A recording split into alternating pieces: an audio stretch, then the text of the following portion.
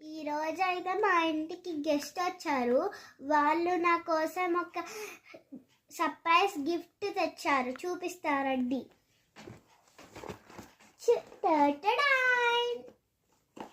ఇప్పుడు ఇందులో ఉన్న చాక్లెట్స్ ఎలా ఉన్నాయో చూద్దాం, టేస్ట్ కూడా చూద్దాం రండి. Wow, 2 packets. రండి టేస్ట్ చేద్దాం ఇప్పుడు. Wow, mini chocolates.